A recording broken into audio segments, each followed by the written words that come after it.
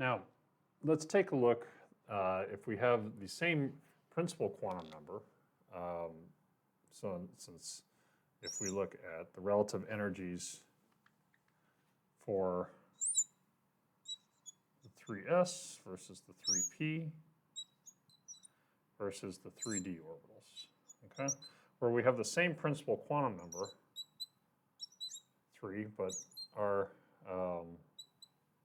angular quantum number changes from 0, 1, and 2, okay? And so what we see, right, again, just by what we know from Aufbau, right, is that the 3s orbital energy is going to be lower in energy than the 3p is going to be lower in energy than the 3d, okay? And so as we increase, in other words, we see a trend as we increase L as the principal quantum number remains 3. As we increase L, we see an increase in energy. So what explains that, okay? So let's take a look again at the radial functions of the, let's take a look at the radial functions, probability functions for the 3s, 3p, and 3d orbitals. So that's shown on the slide here, okay? And what you see is that, remember the number of nodes, just to kind of orient ourselves, is equal to n minus L minus 1. And so we expect to have in our radial function, sorry, radial nodes,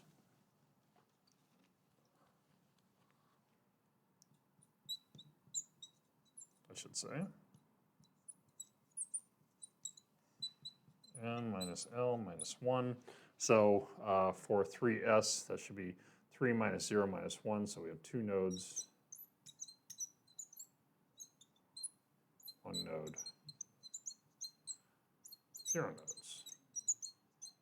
Okay, and so that results in these patterns that we see in the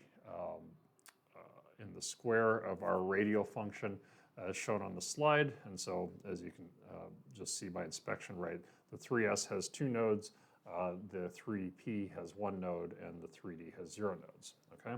Now, whereas before, when we were thinking about the difference in energies when we change the quantum number, such as from a 1s to when we change the principal quantum number, such as when we change from a 1s to a 2s, right?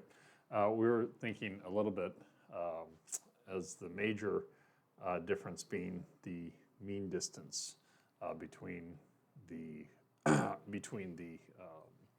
the expectation values for the electrons within those orbitals, okay? And then also there are contributions from shielding to that.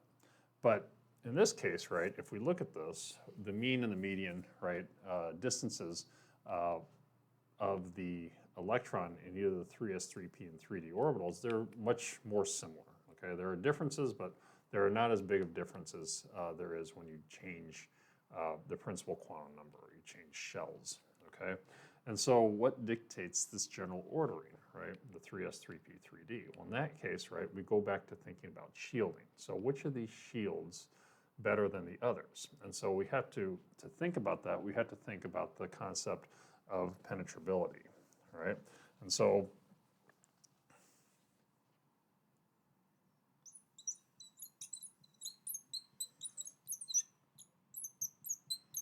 all right, so looking at the distribution, what we see is that, for instance, in the 3s orbital, the radial distribution of the 3s orbital, there's a local maximum, okay? So there's a area, there's some concentration of electron density before the first node, okay? And that concentration of electron density is well before, right, we get the high, the first local maximum of the distribution, the radial distribution for the 3p function. And in fact, when we compare the 3s and the 3d, right, both the there are 2 pockets of electron density that reside at closer to the nucleus well before we get the higher distribution of electron density for the 3d orbital. Okay, so regions of electron density near the nucleus, So penetrability is regions of electron density near the nucleus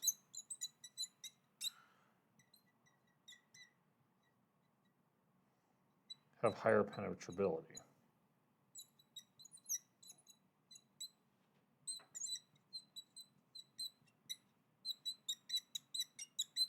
Okay, and what that means is these regions of electron density, right, are actually shielding, right, the other orbitals. And so this causes shielding,